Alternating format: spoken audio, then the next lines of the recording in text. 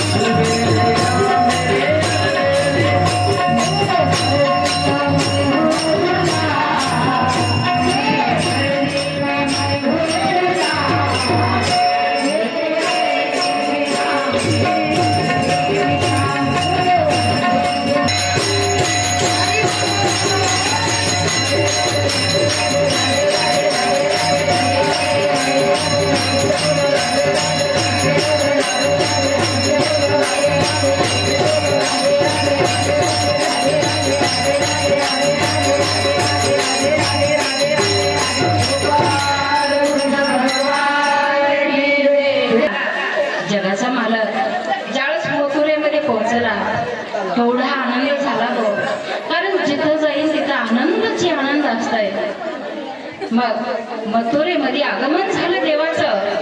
एवढा आनंद. अहो मथुरा सजवली होती. फक्त कंसाला मात्र कोडं पडलं होतं. पण बाकीची सगळी जनता वाटच बघत होती महाराज देवाची. ज्यावेळेस आगमन झालं, फुलं उधळू लागले, रांगोळी घातल्या होत्या दारामध्ये, सडे टाकले होते आणि बघण्यासाठी देवाला कोणी गच्चीवरून, कोणी माडीवरून, कोणी दारामध्ये उभं टाकून सगळे बघत होते महाराज. पण त्यामध्ये कुठंतरी एखादा असतो दुष्ट माणूस. मग त्या धोब्याचं पहिलं दर्शन झालं. बोलू नका, बोलू नका. आणि धोबी दादाला सांगू लागले आमचे गोपाळ, अहो धोबी दादा, हे कपडे कुठे नेताय तुम्ही? आता हे कपडे कुणाला द्यायचे? आमचा राजा, फुलचा राजा, दरारा, कारण एवढा दरार आहे त्याचा. मग कपडे तुम्ही ह्याला द्या. आता नाही म्हणू लागले. अरे तुम्ही कुठले पण गवळ्याचे आणि तुम्हाला हे कंसाचे कपडे येतं. कारण कसा हात होतो मी काय सांगू लागले. ज्यावेळेस रामप्रभू वनात गेले होते आणि सीतामायाला चोरून नेलं होतं आणि सीतामायाला ज्यावेळेस लढाई करून आणलं वापस, पण काय केलं होतं? परीक्षा घेतली होती, अग्नी परीक्षा. कारण सीतामाया 6 महिने राहिली होती राक्षसाच्या वस्तीमध्ये. मग खरंच पवित्र आहे का? तुम्हाला सांगते, सीतामाया गेलीच नव्हती. आदिमाया महाशक्ती साक्षात भगवती लक्ष्मीचा अवतार. रावणाची हिंमत होती का सीतामायाला हात लावायला? हात लावला असता तर जळून खाक झाली असती. पण भगवंताने सांगितलं होतं ही लीला आहे, दाखवून द्यायचे आपल्याला. मग सीतामायानं आपल्या अंगाची सावली करून तिला पाठवलं होतं तिकडं. आणि सीतामाया माता तिथंच होत्या बरं का. पण गावात आल्याच्या नंतर एका तऱ्हेचे लोक नसतात. कोणी काही बोलत आहे, कोणी काही बोलत आहे. ज्यावेळेस एका धोब्याची पत्नी एक रात्रभर तिकडेच राहिली बरं का, लवकर आली नाही, आईच्या गावाला गेली होती. मग घरातच घेत नव्हता ते. म्हणे मी काही राम आहे का? अगं ज्या रामाची पत्नी 6 महिने राहिली आणि परत तिला घरात घेतलं आणि तू रात्रभर बाहेर राहिलीस, मी घरात का घेऊ? हे बघा असे बोलतात तो. मग ते काय झालं पुढच्या जन्मामध्ये? निंदा करायची नसते, हे निंदाचं पातक आहे. आमच्या तुकोबारायांनी सांगितलंय, निंदकाचे घर असावे शेजारी. निंदा जो करतो ना, बिना साबणाचे कपडे धुतो दुसऱ्याचे. अहो आपलीच नुकसान आहे. माझा तुकोबाराय काय म्हणला? निंदक होतो माझा गळ्याचा ताईत आणि त्याले केले हित सर्व माझे. कारण आपण पाप जे केलेलं असतं ना, ते धुवून जातं सगळं. तुम्ही नचिकेताची कथा ऐका. पाप करणाऱ्याला काहीच होत नाही, पण जो केलेलं पापाची निंदा करतो त्याच्या मात्र सगळं डोक्यावर बसतं. म्हणून निंदा करायची नाही. ते निंदेचं फळ म्हणून धोब्याच्या घरी जन्म घ्यावा लागला त्याला. कपडे धुवायचे दुसऱ्याचे. बघा, मग कपडे मागितले तर दिले नाही तर असा राग आला भगवंताला आणि एक जोरात मारून दिले. अहो त्याचं तोंड वाकडं होऊन पडलं तिकडं. आता हे बघून दुसरा टेलर होता बरं का, कपडे शिवणारा. कपडे हे मोठाले होते, घातले गोपाळांनी, पण खूप मोठे होऊ लागले. त्याला सांगितलं हे कट करून द्या. मला उशीरच कट करून दिली महाराज. का? बघितलं होतं कसं आहे. आता एका वाघाने शिकार केली आणि एक ससं पकडून आणलं आणि दुसरं काय होतं वाटणी करणार. दुसरे 2 होते सोबत. वाटणी करून दिली आणि त्याने घेतली बरं का उचलून. पण सिंहाला राग आला, कारण वाटणी सिंह म्हणजे सिंह. आता सिंहाची बरोबरी करू शकतात का? छोटे प्राणी करू शकत नाही. तर सिंहाला असा राग आला, त्याची वाटणी तर घेतली पण त्याला पण खाऊन टाकलं. आता दुसरा वाटणी करणारा होता, त्याने म्हणे तुझी वाटणी खाऊन टाक. त्याने सांगितलं नाही नाही, एवढा अधिकार आहे का माझा? अहो शिकार कुणी केल्या? तुम्ही केल्या आणि त्याच्यातला मला इतकसा भाग द्या आणि तुम्हीच घेऊन टाका राजेसाहेब. मग असंच झालं. त्यानं धोब्याचं बघितलं होतं, आता नाही म्हणायला हिंमत होती का? या म्हणे पटापट लहान करून दिले कपडे. कपडे घातले, पुढे गेले. तर दाशी होती महाराज कुब्जा नावाची. तिने चंदन कालिवलेलं होता हातामध्ये आणि कुठं जाऊ लागली कंसाच्या तिकडं लेप लावून देत होते. गोपाळ म्हणले, कृष्ण म्हणले, काय म्हणले, ए सुंदरी म्हणले. सुंदरी म्हणल्यास तिला आश्चर्य वाटलं, कारण ती कुरूप होती, वाकडी होती महाराज. कारण कोण होती ती? कुब्जा होती. रामाच्या काळामध्ये चुगल्या करायची आणि कैकईला सांगून द्यायची, अगं कैकई, तुझ्या मुलाला गादीवर बसव, रामाला गादीवर बसविला तर तुला दाशी व्हावं लागल. हे चाड्या करायचे. म्हणून 3 ठिकाणी. आणि अजून तुम्हाला सांगते पुन्हा कोण होती? पद्म पुराणामध्ये कथा येते बघा. ह्या प्रल्हादाच्या कुळातली होती. ज्याळस वध केला सगळ्या कुळाचा, त्यावेळेस ही मत मुलगी होती. ही म्हणली, ह्या विष्णूनं एवढा माझ्या कुळाचा वध केला म्हणे, तर बदला घ्यायचाय मला. आणि देवासंग लढाई करू लागली. आता स्त्री होती. सगळ्या देवानी लढाई करता करता तिला मारलं महाराज. युद्ध सुरू झालं पण जिवंत ठेवलं, कारण स्त्री हत्या करायची नसत्या. मग एवढं 17 ठिकाणी हात पाय तुटलेले, मोडलेले, हे असे झालेले. तसाच जन्म झाला तिचा. कुबड निघालेलं, वाकडं तिकडं चालता येत नव्हतं. चलू लागली तर लचपत चालायची. अशी कुब्जा होती. आणि प्रत्येक जन्मामध्ये संताच्या संग असायची, कारण पुण्यवान होती. पण सुडानं पद्मावती होती तिचं नाव त्या काळामध्ये. नंतर मंत्रा झाली. पुन्हा शेवटच्या काळात जनाबाई झाली माझी ही. आणि ही जनाबाई गोकुळात होती बरं का. म्हणून तर म्हणतात की दाशी जनी वेल घाली. बघा, काना जन्माला खाता गोपेच्या रूपामध्ये तिथं होती गोकुळामध्ये. चौयोगाचा नामा उभा कीर्तनी, पाठी माग डोळे झाकुनी उभी ती जणी. ज्यावेळेस संताचा जन्म होईल त्यावेळेस ही भक्त म्हणून उभी होती सगळ्यांच्या संग जनाबाई माझी. हो, मग आता तिचा शेवटचा जन्म होता, उद्धार होणार होता. कुब्जा दासी म्हणून आली आणि सांगितलं, अगं मला लाव सुंदरी. ती म्हणू लागली, अरे देवा, काना हे चांगलं आहे का? तू थट्टा करतोस, मी खरंच सुंदरी आहे का? मला सगळं गाव काय म्हणतंय? कुब्जा म्हणतंय, वाकडी म्हणतंय, कुरूप आहे मी. पण देव वरच्या रंगाला बघतच नाही. का बघत नाही? उस डोंगा परी रस नव्हे डोंगा, काही भुललाच वरच्या रंगा. बघा, फणस कसा असतंय हो, काटाळ असते वरून, पण आत किती गोड गोड घर असते त्याचा. रंगावर कधी जायचं नाही, कारण अंतःकरण बघायचं, चित्त बघायचं त्याचं मधलं. हे रंगाला काय बघता तुम्ही? देवानं म्हणला, ग तू छान आहेस बरं का, तू खूप सेवा केलेली आहेस प्रत्येक जन्मामध्ये. नाही, देवा तिच्या डोळ्यात पाणी आलं. मला सुंदरी का म्हणतात? मला चिडवतात तुम्ही. देव जवळ आले आणि तिच्या अशा पायावर पाय ठेवले आणि तिच्या अशा हानगटीला धरलं महाराज. जोरात झटका दिला आणि एवढी सुंदर झाली, जणू काय स्वर्गामधली रंभा, मेनका, अप्सरा एवढी सुंदर झाली बरं का ते.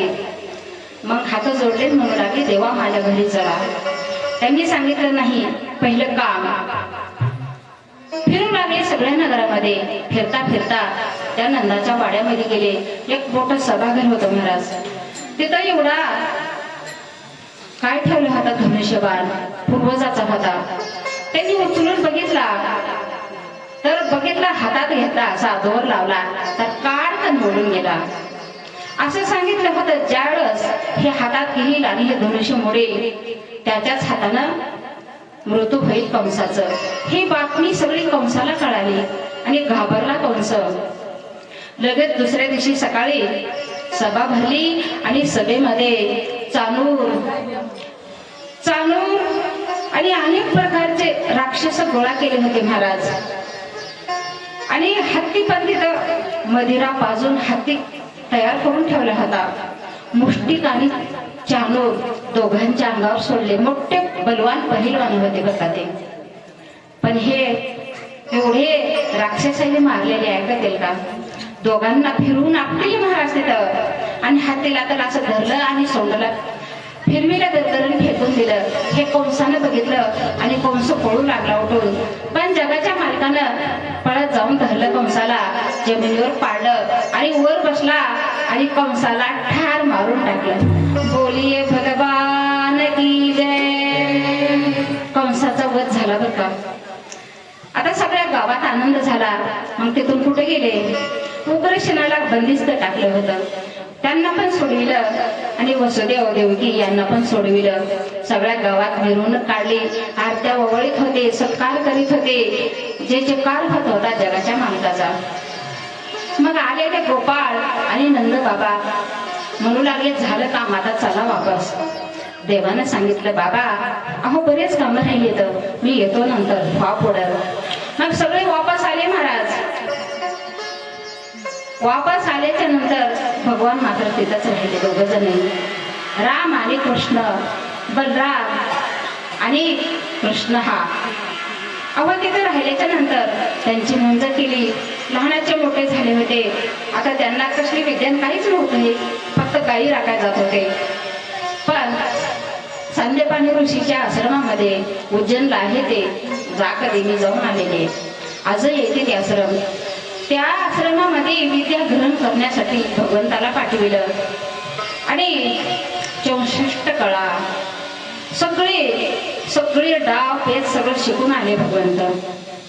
ज्यावेळेस वापस आले त्यावेळेस सांगितलं, गुरुदेवाला दक्षिणा दिला पाहिजे, कारण दक्षिणा दिल्याशिवाय कुठलंच कार्य सक्सेस होत नाही महाराज. ही गुरु परंपरा आहे.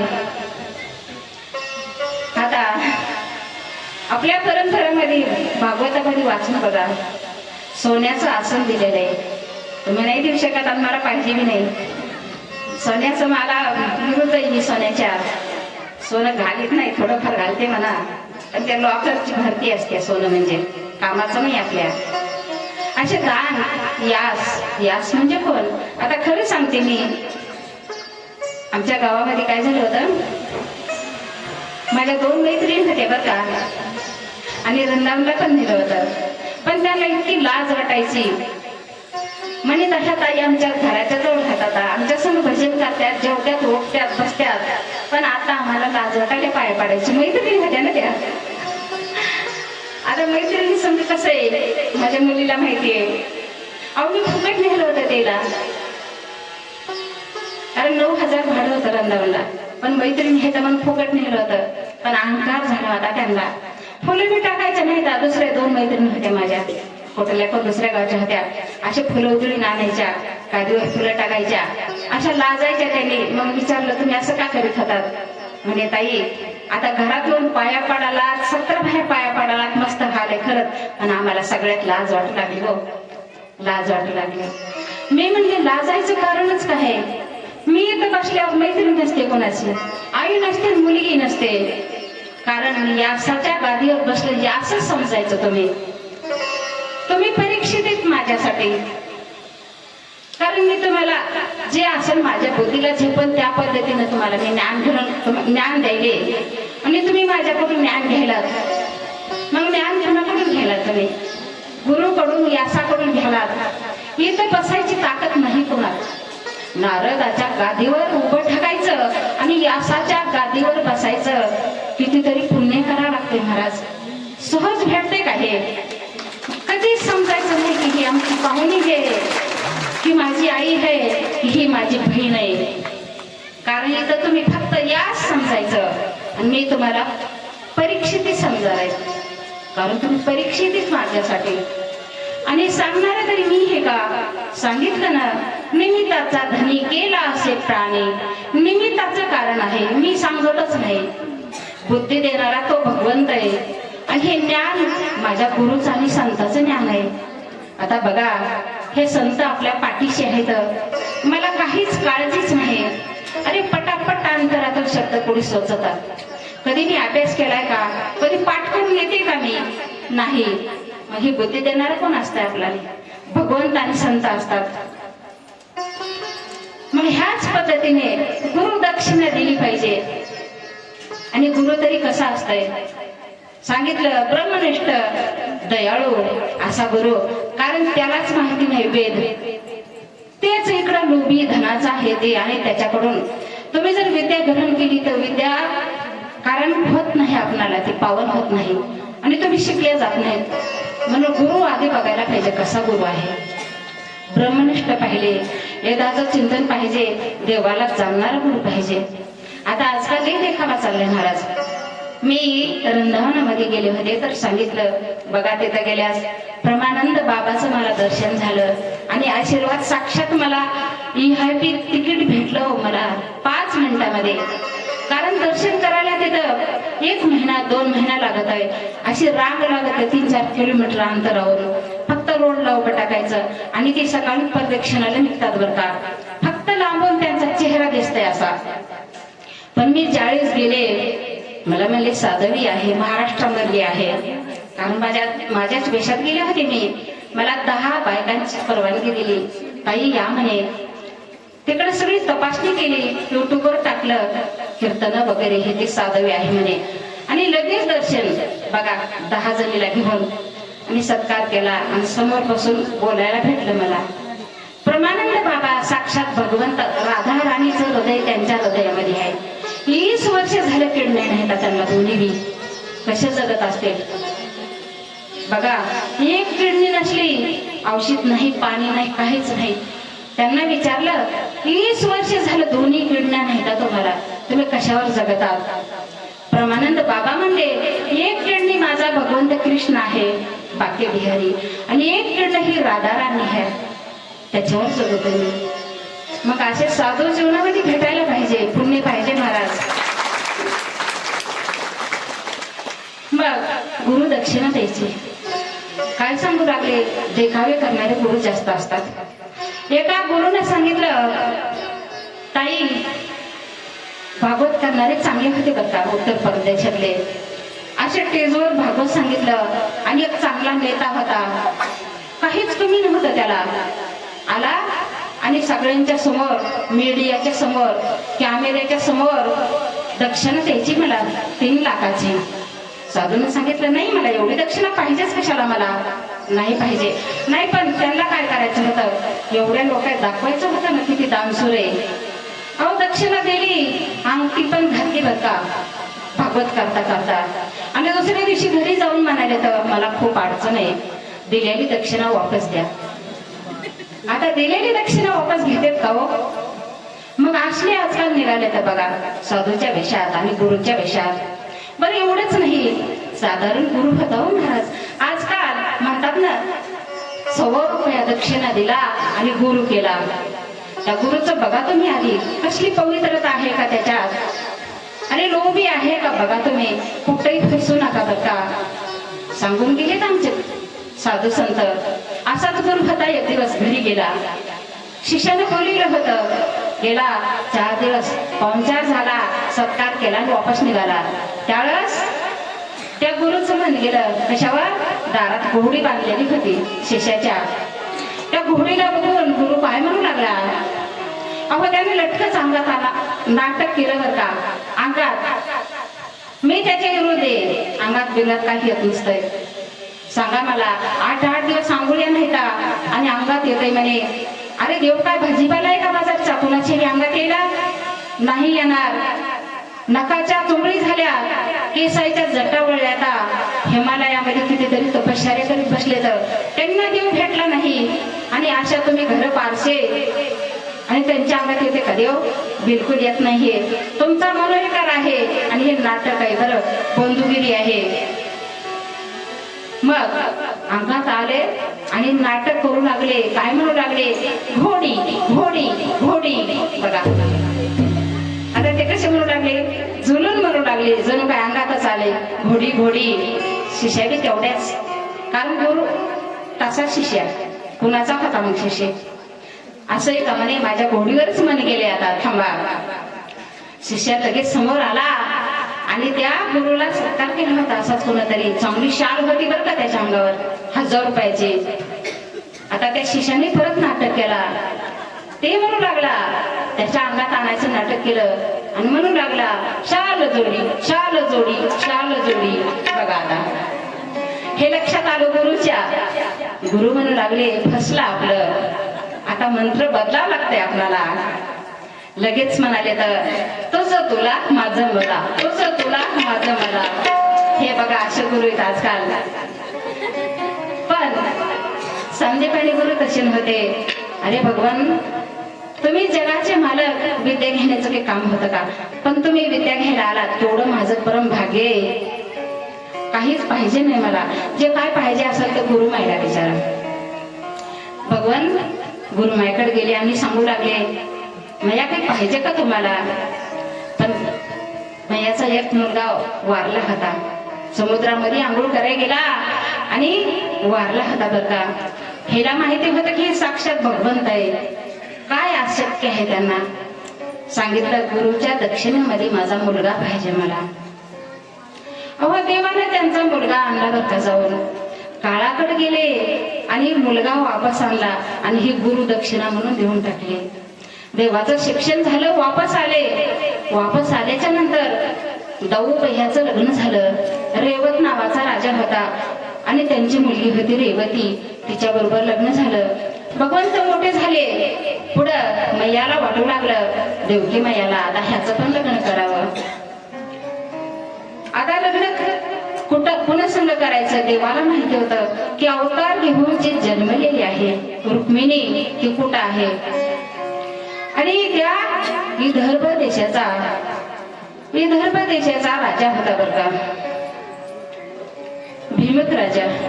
आणि त्याच्या पोटी जन्म झालेला होता. पण त्याच गावामध्ये सुदेव नावाचा ब्राह्मण नेहमी जायचा.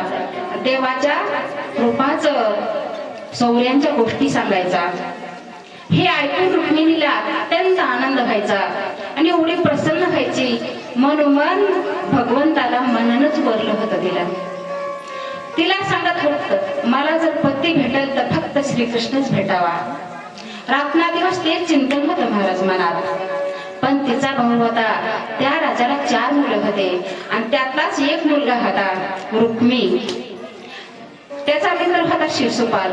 त्याला वाटत होतं आपली बहीण ह्या शिशुपाला द्यावा. आता शिशुपाल पण होता खरं ह्याच्याच आत्याचाच मुलगा होता महाराज. आत्याचा मुलगा वक्रदंत आणि शिशुपाल हे दोन्हीच राहिले होते शापित. ह्यांचाच आता वध करायचा होता. अहो लग्न करायचं तर बाबाला सांगितलं शिशुपाला संगच करायचं. मग काय केलं रुक्मिणीनं? अहो बघा, प्रेम किती खरं प्रेम असल्यास काय शक्य नाही सांगा ना. ह्या रुक्मिणी मातेनं एक दिवस त्या ब्राह्मणाला भेटली. ब्राह्मण देवता माझं एक काम करता का म्हणे. अहो मी मनानं वरलेलं आहे ह्या भगवंताला, मला फक्त भगवंताच वर पाहिजे. आणि ह्या शिशुपालाला जर दिलं तर मी वाचू शकणार नाही, जगू शकणार नाही म्हणे मी. अहो एखाद्या सिंहाची शिकार एखाद्या कोल्यापुढे टाकली तर जमन का? माझा जन्म झालेला आहे भगवंतासाठी, मला शिशुपाल पाहिजेच नाही. सुदामन ब्राह्मण त्यांच्या जवळ बघा फक्त 7 श्लोकाचं पत्र दिलं आणि ते ब्राह्मण घेऊन आले आणि भगवंताच्या हातात टाकलं. ते पत्र वाचलं महाराज. भगवंताच्या डोळ्याला धारा लागल्या. का? भगवंताला फक्त रुक्मिणीवर प्रेम होतं. आणि ते पत्र काय होतं, काय प्रेम होतं त्या पत्रामध्ये, काय भाव होता, काय लिहिलं होतं त्याच्यात. हे भगवंता, अरे अनंत जन्माचं जर पुण्य असेल माझ्याकडं तर मला येऊन भेटा आणि पत्नी ह्या रूपामध्ये माझा स्वीकार करा. देवा, आणि ज्याच्यासाठी जन्म झालेला आहे त्यालाच ती वस्तू भेटली पाहिजे. तुम्ही जर नकार दिला तर मी आनंद जन्म घेईन, आनंद जन्म घेईन आणि ह्या देहाचा नाश करीन. ज्यावेळेस तुम्ही मला भेटताल त्यावेळेस फक्त किती प्रतीक्षा करीन जन्मभर, पण तुम्हालाच करीन. प्रार्थना आहे माझी, मी दासी आहे, दासी म्हणून राहील, पण माझा स्वीकार करा देवा. अहो तुम्ही असं नाही नेता. तुम्ही काय करा, मी आयडिया पण सांगते तुम्हाला. ज्यावेळेस माझं लग्न ठरलेलं आहे, नगरी सजविलेली आहे आणि आमंत्रण देणं चालू आहे महाराज. तुम्ही त्याच निमंत्रणाच्या साह्याने या. आणि मी आमची परंपरा आहे की गावाच्या बाजूला देवीचं मंदिर आहे, त्या मंदिरामध्ये पाया पडायला येईल आणि तिथून मला रथामध्ये घेऊन जा. युद्ध करू नका एवढी प्रार्थना आहे माझी.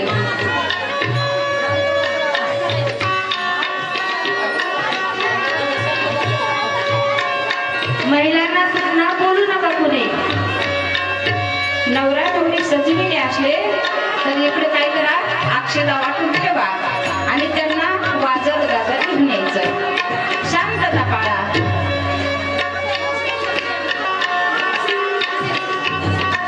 हो, रुक्मिणी माता म्हणू लागली, हे असं जर नाही झालं तर भगवंता, कारण जीवतच राहणार नाही मी. एवढा प्रत्यक्ष भगवंत रडू लागलं. मी कालच सांगितलं, अरे जगाच्या मालकानं आपल्यासाठी रडलं पाहिजे, आपण रडायचंच नाही महाराज. तर साक्षात भगवंत रडू लागला आणि सोडून दिलं त्या ब्राह्मणाला आणि स्वतःच पळू लागला. जाऊ म्हणू लागले, काना अरे थांब ना, जाऊ ताई आपण, आम्ही पण मदत करू तुला. नाही, पण रुक्मिणीचा भाव बघून रुक्मिणी माता काय करू लागली, कसा ग बाई हरी विनदी धरू, कसा ग बाई हरी विनधीर धरू, कसा ग बाई हरी विनधीर धरू, कसा ग बाई हरी विनदी धरू, कसा ग बाई हरी विनदी धरू, कसा ग बाई हरी विनधीर धरू, कसा ग बाई हरी विनधीर धरू, कसा ग बाई हरी विनदी धरू, कसा ग बाई हरी विनदी धरू. रुक्मिण्या माता शिशुपालासी, रुक्मिण्या माता शिशुपालासी, नेत्र काय करू, कसा ग बाई हरी विनदी धरू, कसा ग बाई हरी विनदी धरू, कसा ग बाई हरी विनदी धरू. सुतव कामना पाठविला, सुतव कामना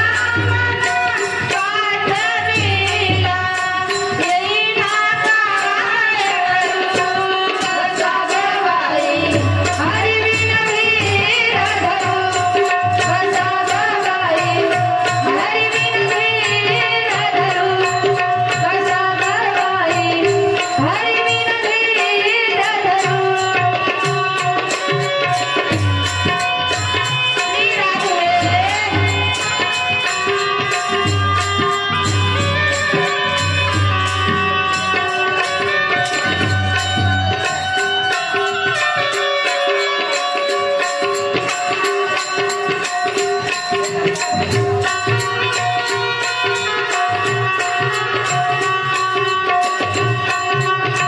आणि ते पत्र हातामध्ये पडले महाराज.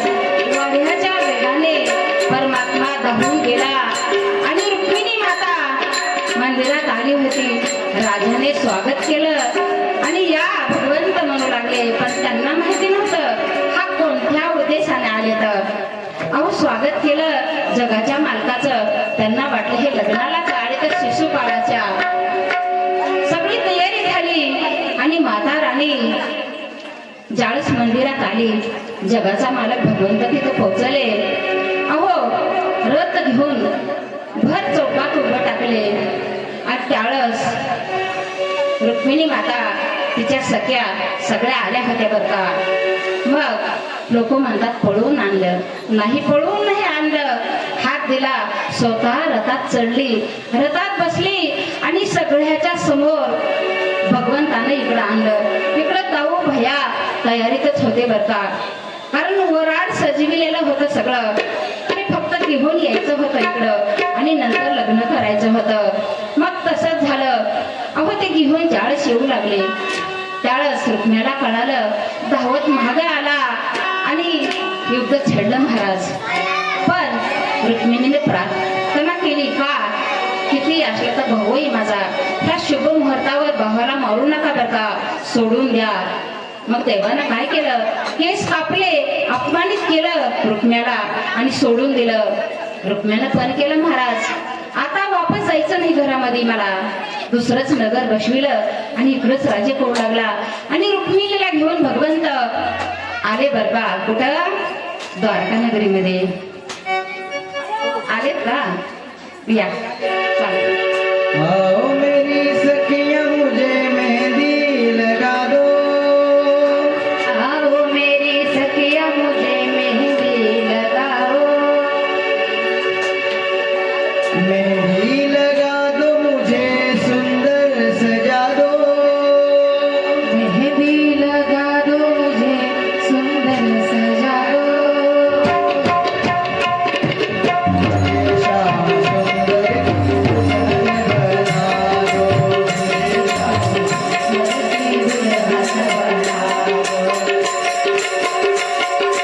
आओ मेरी सखियां मुझे मेहंदी लगा दो, आओ मेरी सखियां मुझे मेहंदी लगा दो, मेहंदी लगा दो मुझे सुंदर सजा दो, मेहंदी लगा दो मुझे सुंदर सजा दो, मुझे श्याम सुंदर की दुल्हन बना दो, मुझे श्याम सुंदर की दुल्हन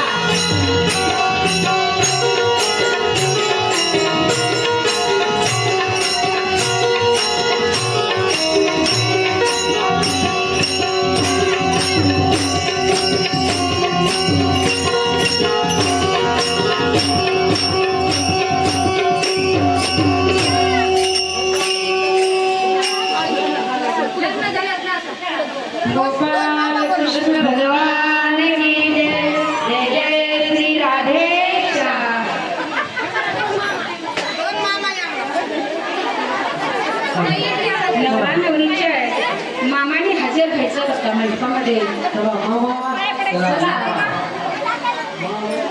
आणि जवळ आले लग्नाची बघा अक्षदा वाटल्या का? चला मामा ऐका मामा थोडं सरका बरं, सरका तिथून थोडं सरका बाजूला पलीकडे. चला पाचशे चला बरं मामा द्या. मामाने दक्षिणा आणायचं आहेर आणायचं आहे.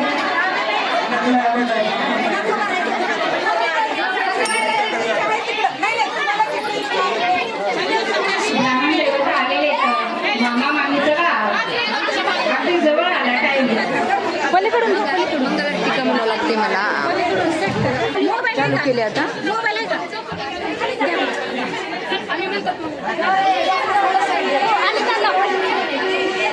तुम्ही जर असं घ्यायचं थोडं इकडून हा, थोडं इकडून. असं घ्यायचं. व्हिडिओ घेते पुन्हा पाठवा. याच्यामध्ये खूप झाले आता. व्हिडिओ घेते पुन्हा हे करा. व्हिडिओज घेते.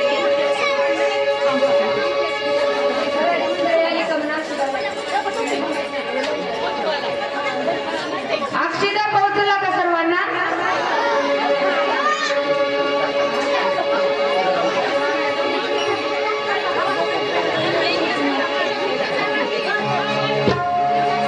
शुभ मंगल सावधान शुभ मंगल सावधान शुभ मंगल सावधान शुभ मंगल सावधान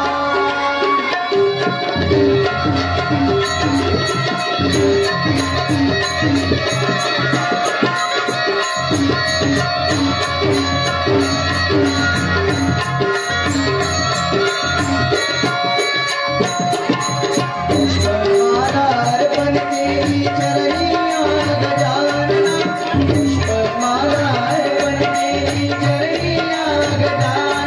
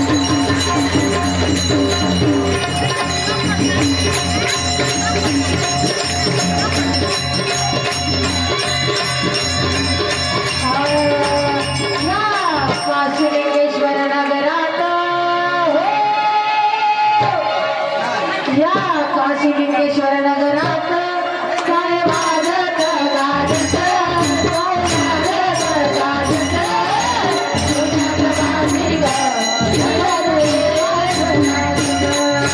पुण्यात माझी ग, नगरे माझी ग. या काशीलिंगेश्वर